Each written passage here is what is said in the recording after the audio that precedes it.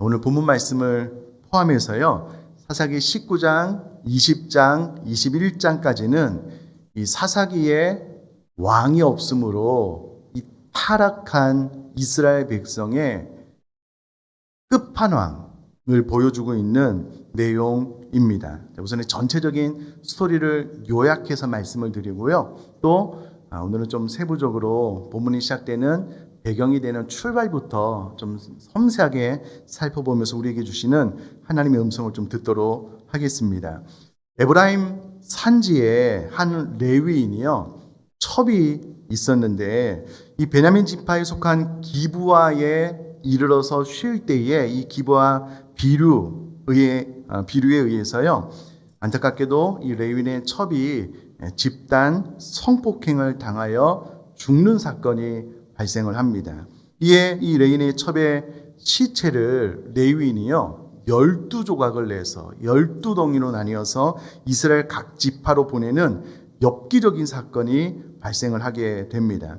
이에 강간치사 사건을 일으킨 기브아인들이 소속된 베냐민 지파를 제외하고 나머지 이스라엘 백성들의 전체 지파가 총회로 모여서 이와 같은 사건에 충격을 받아서 어떻게 해결이 될지 회의를 하게 되는데, 미스바에 모여서 총회를 개최한 결과 기부와 징계를 결의하게 됩니다. 그리고 총회 결의에 따라서 이스라엘 지파들은요, 이 베냐민 지파에게 악행을 저지른 이 기부와 거류들, 소위 말해서 불량배들을 내놓아라 범인 양도를 요구하는데요. 이스라엘 총회 가운데 베냐민 지파를 이렇게 불러서 함께 회의를 하지 않아서 그런 것인지, 본인이 어떤 잘못을 했는지 그것을 인식하지도 못해서인지 그 이유는 정확하게 알 수는 없지만 기브와 비루들을 내놓지 않고 오히려 이스라엘 백성 전체와 싸우겠다라는 반응을 베냐민 지파가 보이게 됩니다. 결국 이스라엘 역사상 초유의 사건으로서요, 이스라엘이 연합해서 구성한 전체 지파와 또 이 베냐민 지파와 내전이 일어나게 되는데, 당시 이스라엘 총회군의 전력은 40만의 전사가 모였고요. 베냐민의 군사는 기브아의 물맷돌 던지는 명수 700명을 포함하여 모두 26,700명이 전부였습니다. 근데 막상 뚜껑을 열어서 전쟁을 벌여보니까 싸움의 결과는 의외로 이스라엘 연합군 총회군의 패배였습니다. 총회군은 1, 2차에 걸친 베냐민 지파의 전투에서 총 전력의 10분의 1인 4만 명이 사망하게 됩니다. 그러나 제3차 전투에서 하나님의 약속대로 이스라엘 군의 총회가 승리하게 되는데, 이스라엘 총회가요, 과도한 척살로 베냐민 지파가 전멸하는 위기에 처하게 되었습니다. 이스라엘 총회군들이 베냐민 지파의 군대를 물리친 이후에도 베냐민 지파의 가축과 사람을 닥치는 대로 치고 성읍들을 불살라버림으로 말미암아 베냐민 지파 가운데 장정 600명만 남게 됩니다. 이것은 이스라엘 총회가요, 과도하게 이미 징계의 차원을 넘어서 감정적으로 대하여 베냐민 지파를 몰락시키는 잘못된 우를 범하고 있는 것을 본문을 통해서 알 수가 있습니다. 더구나 미스바 총회에서 베냐민 지파 사람들에게 딸을 주지 않기로 맹세했기 때문에 베냐민 지파 가운데 장정이 600명만 남은 거예요. 가만히 보니까 베냐민 지파가 소멸하게 생겼거든요. 그러니까 어떻게 하면 좋겠느냐라고 또 대책회의를 한 결과 총에 불참한 길란 야베스 거민을 진멸시키고 거기서 처녀 400명을 잡아오게 합니다. 또 부족한 200명은 실로 처녀들을 납치하게 함으로써 베냐민 지파를 유지하게 하는데, 이것 또한 편법에 의한 잘못된 결정이었다라는 것을 알 수가 있습니다. 그럼 이스라엘 총회는 그래도 나머지 11지파가 전체가 모여서 이 일을 하나님 앞에 어떻게 처리하는 것이 가장 좋은가라고 충분히 회의를 했을 텐데, 그 결과 싸움이 진행되고 베냐민 지파 전체를 몰락시키고 또 이 베냐민 지파를 회복시키는 과정 가운데 선택한 모든 것들이 하나님의 뜻에 합의한 것이 아니었다라는 것을 통해서 도대체 이 이스라엘 지파 전체의 총회의 판단력이 하나님 앞에 얼마나 흐트러졌는지를 보여주는 대목이다라고 할 수가 있겠습니다. 지난주에 말씀드렸다시피 이 사사기가 말하고자 하는 핵심 메시지는요, 이스라엘의 왕이 없었다라는 것이고 이로 말미암아 그들이 각자 소견에 옳은 대로 행했다라는 것이고요. 그에 대한 결과로 그들의 삶은 황폐해졌다. 도덕과 윤리, 종교 총체적인 패역함, 타락을 보여줬다라고 이 사사기 마지막 부분에 고발을 해주고 있는 내용입니다. 자, 이제 오늘 본문이 시작되는 출발부터 오늘 좀 세심하게 찾아봄으로써 도대체 왕이 다스리지 못한 이스라엘 백성들 가운데 어느 정도 부패하고 어느 정도 타락했는지를 우리가 좀 살펴보도록 하겠습니다. 사사기 19장 1절, 2절 말씀을 제가 한번 읽어보도록 하겠습니다. 이스라엘의 왕이 없을 그때에 에브라임 산지 구석에 거류하는 어떤 레위 사람이 유다 베들레헴에서 첩을 맞이하였더니 그 첩이 행음하고 그 남편을 떠나 유다 베들레헴 그의 아버지 집에 돌아가서 거기서 넉 달 동안을 지내매. 오늘 본문의 배경이 되는 출발부터 충격적인 사건으로 시작을 하고 있습니다. 여러분, 당시나 오늘날이나 그래도 세상 사람들이, 사회 사람들이 생각하는 도덕과 윤리의 최후의 보루, 최후의 기준은 종교인입니다. 목회자들인 거예요. 그런데 그 사회 가운데 누구보다도 기준이 되어야 될 레위인에게 첩이 있었다라고 기록을 하는 거예요. 오늘날로 이야기를 하자면 목회자에게 사모님 말고 또 다른 여인이 있었다, 첩이 있었다, 그런 말입니다. 성경은 분명히 일부 1처제를 이야기하고 있음에도 불구하고 레위인이 첩을 두었다라는 것은 당시 시대 상황이 얼마만큼 종교적으로 도덕적으로 타락하고 혼란하였음을 보여주는 단면이다라고 할 수가 있겠습니다. 그럼 제가 의정부 비전교회를 목회하는데요, 저에게 제 아내 말고 다른 첩이 있어요. 그러면 한국에서 대형교회를 목회하는 어떤 목사님이요, 사모님 말고 또 다른 첩이 있어요. 그럼 상상이나 할 수 있는 일일까요? 불가능한 일이잖아요. 도저히 발생하면 안 되는 일이잖아요. 이해가 안 되는 일이잖아요. 그와 같은 일이 지금 일어났다라고 사사기 19장 1, 2절에서 고발을 하고 있는 내용입니다. 자, 그런데 또 기가 막힌 일이 무엇이냐면 그 첩이 행음을 하고 남편을 떠났대요. 그 첩이 음행을 저지르고 레위인을 떠났대요. 이게 가면 갈수록 더 충격적인 내용이 무엇이냐면요, 원어로 보면 이 레위인의 첩의 음행이, 행음이 한 번 일어난, 실수로 일어난 일이 아니고 계속해서 반복적으로 여러 번 일어났던 일이다라는 것을 원어를 통해서 보면 알 수가 있습니다. 그러니까 레위인의 첩의 행음이 한 번의 실수가 아니라는 거예요. 반복적으로 계속해서 꾸준히 습관적으로 음행을 저질러 왔다라고 원어에 보면 이야기를 하고 있습니다. 기가 막힌 일의 연속인데요.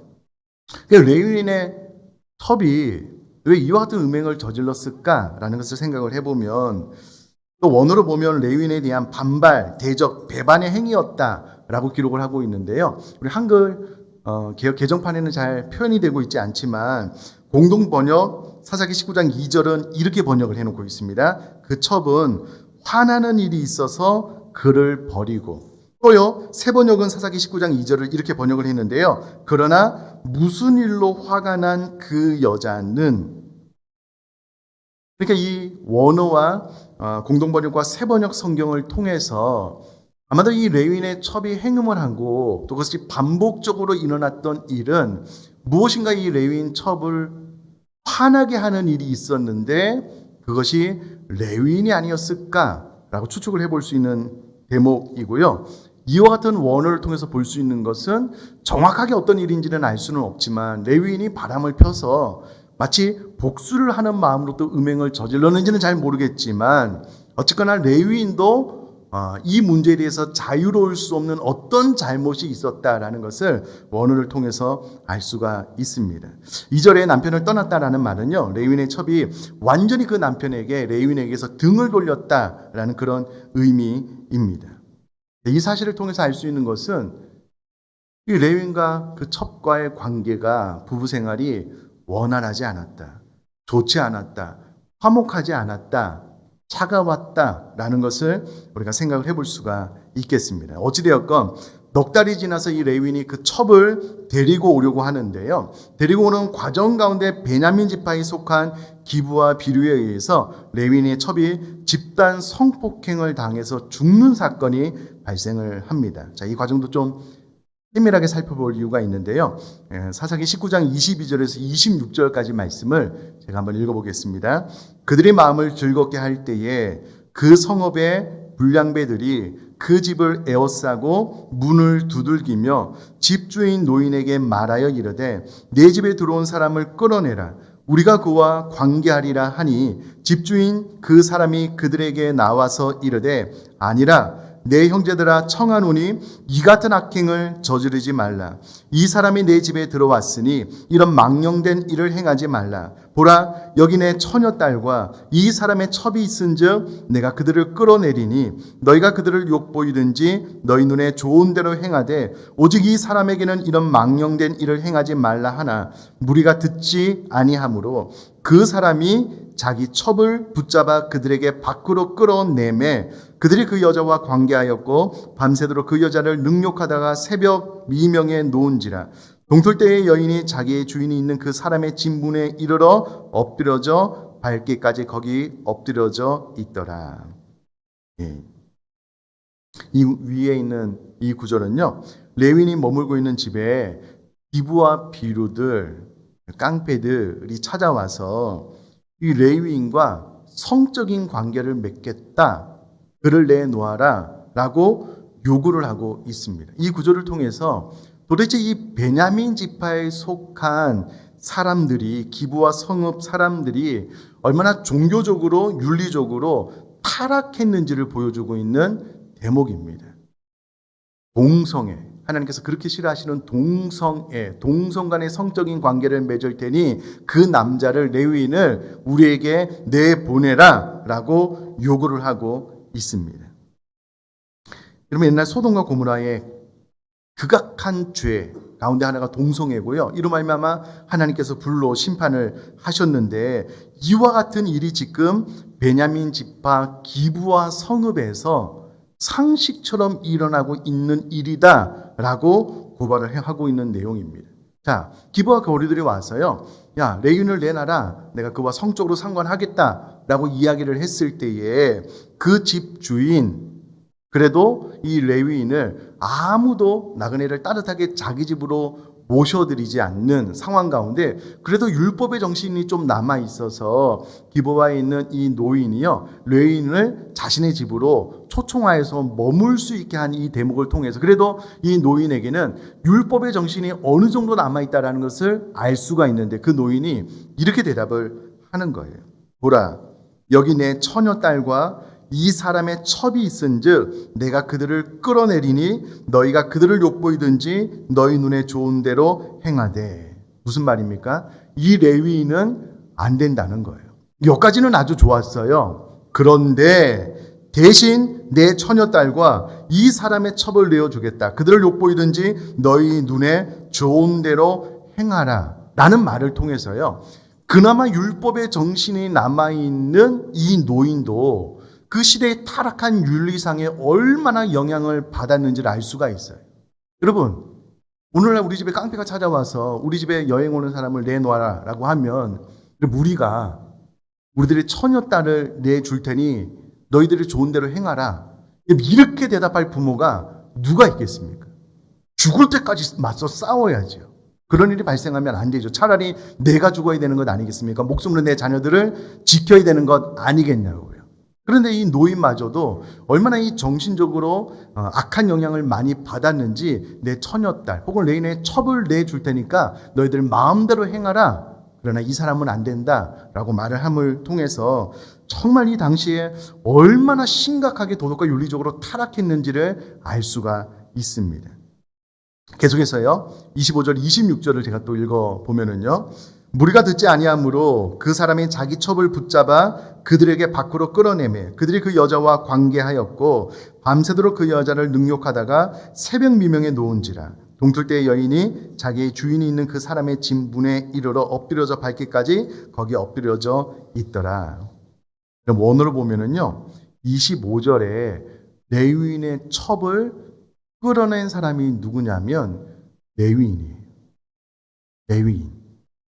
그리고 또 원어로 보면은요, 붙잡아 밖으로 끌어냈다라는 말은 레위인의 첩이요, 강력하게 저항했다는 거예요. 나는 나가지 않겠다고. 그런데 레위인이 강제로 자신의 첩을 끌어내어 밖으로 밀쳐낸 상황을 오늘 본문이 이야기를 하고 있습니다. 머릿속으로 잘 그려보면은요, 레위인은 자기 살겠다고. 밖으로 나가지 않으려고 발버둥 치는 첩을 힘으로 강제로 그 깡패들에게 내던지고 있는 장면입니다. 여러분 얼마나 비열한 모습인지. 여러분 왜 성경이 이 거룩한 주일 강단에서 입에 담기도 어려운 이와 같은 사건을 이렇게 구체적으로 기록하고 있는가? 그것은 왕이 없는 시대에 하나님의 직접적인 계시를 받고 말씀의 다스림을 받아야 되는 레위인마저도 이와 같이 심각하게 타락할 수 있다는 것을 만천하에 드러내기 위해서 이 성경에 입에 담기도 어려운 이와 같은 일들이 기록되고 있다는 거예요. 여러분 그래도 당시나 지금이나 사회 세상 사람들에게 그래도 도덕과 윤리에 어느 정도 기준이 되어야 될 사람마저도 왕의 다스림, 하나님의 말씀의 통치를 받지 않으면 이렇게 심각하게 타락할 수 있다는 것을 오늘 본문을 통해서 우리에게 보여주면서 교훈을 해주고 있다는 거예요. 여러분, 이 한 사건을 통해서 왕이 없는 시대에 얼마나 우리가 심각한 타락뿐만 아니라 삶의 냉혹한 고통을 받을 수 있는지를 우리가 조금만 생각을 해보면 알 수 있어요. 왕이 없는 시대에 이 레위인의 도덕과 윤리적인 타락과 정서적인 타락, 첩인데요. 사랑의 마음이 느껴지지가 않아요. 너무 차갑고 무자비한 모습이 이 한 사건을 통해서 느껴지잖아요. 레위인의 첩은요, 여러 번 행음을 했습니다.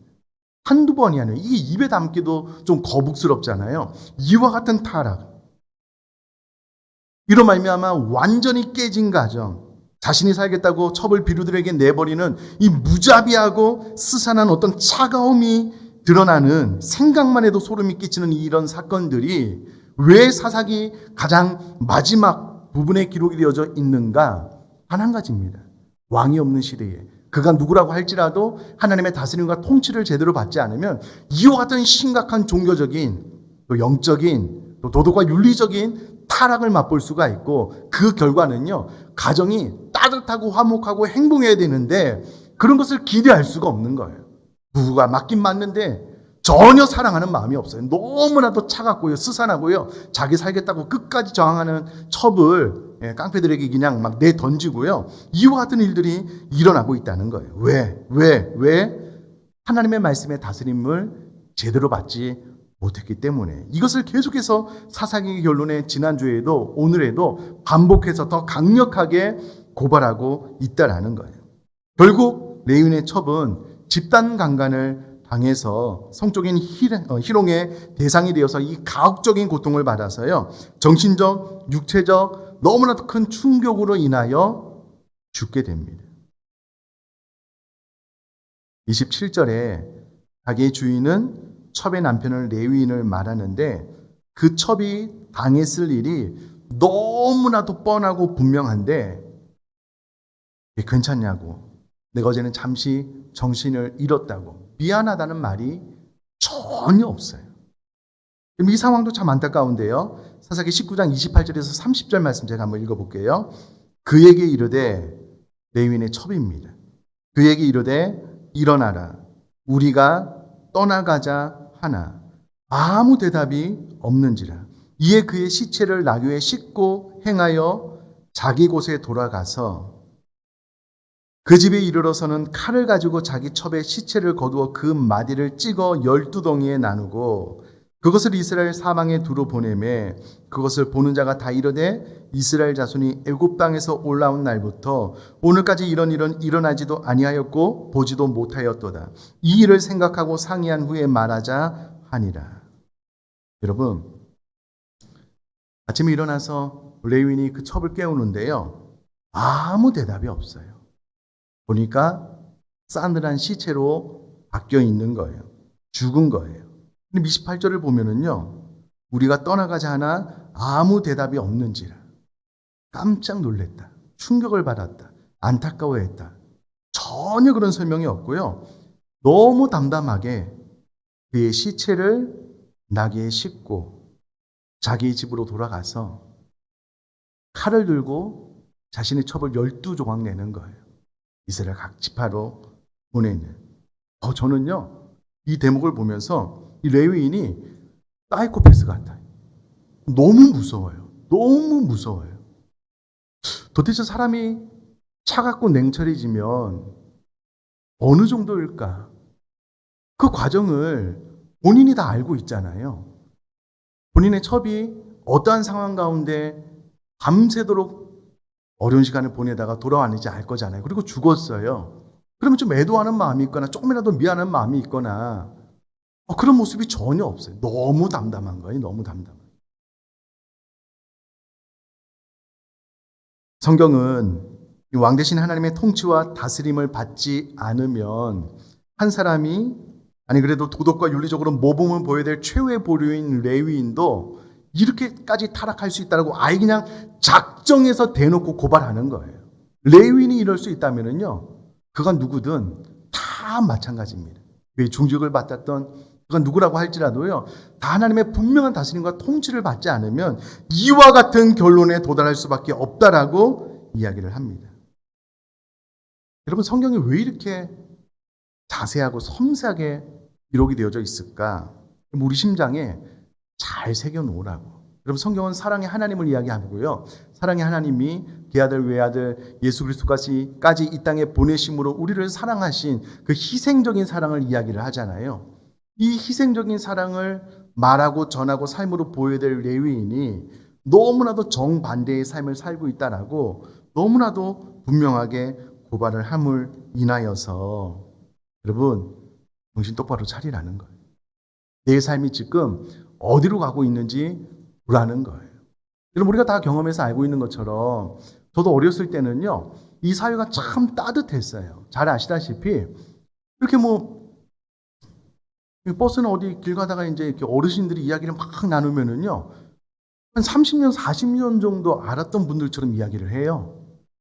근데 헤어질 때 보면 그날 처음 봤어요. 처음. 동네도 보면은 참 사람들이 따뜻하게 네 자식, 내 자식이 없었던 것 같아요. 집에 와서 밥 먹고, 이건 집에 갖고 가라고. 가난했을 때도. 참 우리 안에 따뜻한 정들이 많았던 것 같아요. 저 어렸을 때는 그런 기억들이 많이 있습니다. 동네 사람들이 다 모여서 잔치하고요, 막 유쾌하게 웃고 막 그랬던 시절들이 지금도 기억에 선명해요. 여러분, 얼마나 싸늘해지고 있는지 이 사회가, 뭐만 되면 법으로 한 가지 사건만 딱 일어나면 고발하겠다고, 얼마나 무섭고 차가워졌는지 몰라요. 그래도 과거에는 가난했지만 부부간에요, 따뜻한 정이 있었잖아요. 여러분, 요즘은 너무 차가워요. 너무 무서워요. 보험금 때문에 남편이 아내가 남편을 그냥 죽이는 거예요.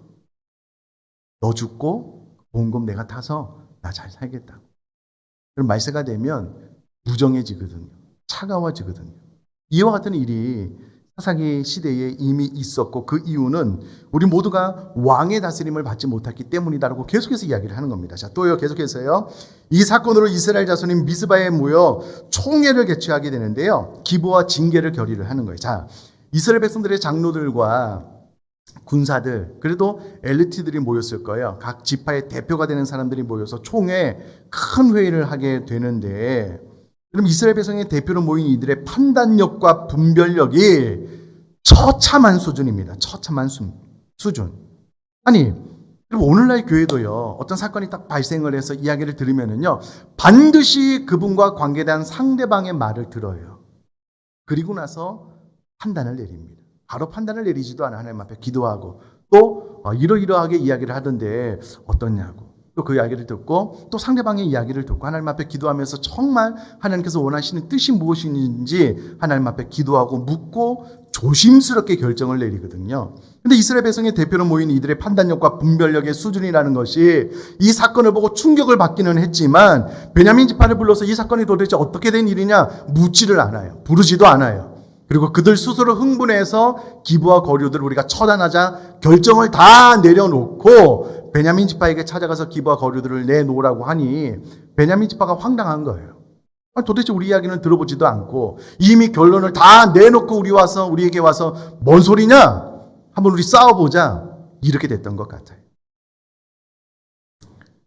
하나님 성도님들, 왕의 지배, 다스림과 통치, 하나님의 다스림과 통치를 받지 못하면은요, 하나님 앞에 판단력과 분별력이 흐려져요. 결국 그게 무슨 말이냐면 각자 소견에 옳은 대로 행해요. 자기 감정대로 행해요. 그러면 이게 교회로 적용을 해보면요. 우리 교회 운영위원회가 있잖아요. 운영위원회가 저는 참 너무 감사해요. 우리 모든 운영위원분들이요.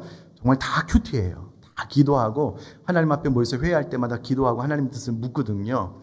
근데 우리 교회 저를 포함한 11명이 왕의 다스림과 통치를 받지 않아요. 판단력과 분별력이 처참한 수준의 어떤 사건이 딱 발생하면 감정적으로 확 일어나서 그냥 막 일을 저질러 버리고 과하게 행동해 버리고 돌아서 보니까 이게 아니다. 이거 어떻게 수습하지? 그리고 나서 다음 수순도 처참한 거예요. 이렇게 된 교회들이 있습니다. 있어요. 다른 판단을 내리지 못해요. 그게 다 왜 그러냐면 하나님의 다스림과 통치를 제대로 받지 못했기 때문이에요. 이제는 레위인 그리고 일반 성도님들도 아니고 그때 당시에 철저한 기준에 돼야 될 레위인의 타락상을 이야기하고 난 다음에 이 문제를 처리하는 이스라엘 전체 총회의 판단력과 분별력의 처참한 수준에 대해서 고발을 해주고 있습니다. 그럼 우리가 지난 한 주간 다 묵상을 해봐서 알겠지만 처음부터 이스라엘 백성들이 베냐민 기브아인 민족의 잘못을 자신의 잘못으로 알고 회개하고 이것을 어떻게 하나님과 바로 잡을 수 있을까 베냐민 지파와 소통하면서 하나님 앞에 길을 물었다면 이와 같은 불행한 일은 발생하지 않았을 거예요. 근데 싸움을 다 결정을 해놓고 하나님 앞에 묻는 거예요. 그래서 하나님께서 웃으시면서 그래 한번 싸워봐라 이렇게 하니까 1, 2차 전쟁에 패하게 돼요. 지게 됩니다. 3차 때 하나님 앞에 정말 회개하면서 우리가 베냐민 지파와 싸우리까 말리까 묻잖아요. 순서가 잘못된 거예요. 처음부터 하나님 앞에 바른 판단을 할 수 있도록 기도하고 우리가 싸우리까 말리까 묻고 어떻게든 우리 형제인 베냐민 지파가 하나 될 수 있도록 하나님 앞에 기도해야 되는데 그와 같은 판단 생각의 능력이 이미 없는 거예요. 그리고 나서 이 기브와 이 거류들만 처단하면 모르겠는데 베냐민 지파와 전쟁하고 난 다음에 싹을 다 죽여버리고 600명만 남은 거예요. 그럼 오늘 본문만 말씀을 보면 참 기가 막히죠. 3절 말씀 제가 한번 읽어볼게요. 21장 3절 이르되 이스라엘의 하나님 여호와여 어찌하여 이스라엘에 이런 일이 생겨서 오늘 이스라엘 중에 한 지파가 없어지게 하시나이까. 누가 했냐고요. 누가. 이스라엘 백성 총회가 결정한 일이잖아요. 그리고 나서 하나님께서 어떻게 우리에게 이와 같이 행할 수 있습니까? 기가 막히죠. 기가 막히죠. 그리고 나서 일을 많이 하기 위해서 길란 야베스 견민을 다 죽여요. 또 그곳에 처녀 400명을 잡아오고요. 부족한 200명은 실로 처녀들을 납치해라. 그래서 베냐민 지파를 유지해라. 이렇게 총회가 결정을 내립니다. 그러면 사사기 제일 마지막에 왜 이와 같은 처참한 상황을 기록해 놨는가? 다시 한번 말씀을 드리면은요. 우리에게 하나님의 왕이 되지 않으면 이 하나님의 말씀이 우리에게 교훈과 책망과 바르게 함과 의로 교육을 하지 않으면 그 누구라도 타락한 본성은 철저하게 하나님의 말씀의 기준에 나를 맞추려고 하기보다는요. 쉽고 편한 것, 자기 합리화를 자꾸 선택하는 거예요. 그러면 결국은 자기 소견에 옳은 대로 행하는 거예요. 그러면 그렇게만 하면 되느냐? 아니요. 종교적으로 윤리적으로 도덕적으로 타락을 가져오게 되고요. 그 결과는 이와 같이 처참한 따뜻한 가족관계, 공동체 관계, 하나 되는 어떤 이스라엘 백성들의 연합관계가 다 깨져버리고 마는 거예요. 그에 대한 열매를 고스란히 우리들의 삶 가운데 고통으로 맞이할 수밖에 없다라는 거예요. 그러므로 사사기 제일 마지막에 이렇게 이야기를 하는 거예요. 그때 이스라엘에 왕이 없으므로 사람들이 각기 자기의 소견에 옳은 대로 행하여 이와 같은 결론에 도달했으므로 너희들은 하나님을 진정하는 왕으로 모시고 하나님께서 우리를 다스리고 통치하시는 하나님의 말씀을 늘 묵상하고 그 말씀대로 살기로 결단해라. 이것이 사사기의 결론이다. 그렇게 말을 해주고 있다라는 거예요. 그렇다면 저희 여러분들의 삶 가운데 모든 순간에요. 오직 왕이신 하나님 앞에 우리들의 모든 감정과 마음을 다 내려놓고 부복하고 하나님만이 나를 좀 다스려 주십시오 라는 간절한 마음으로 하나님을 내 마음에 진정하는 왕으로 모시고 신앙생활을 할 수 있는 저 여러분 될 수 있기를 주님의 이름으로 축복합니다.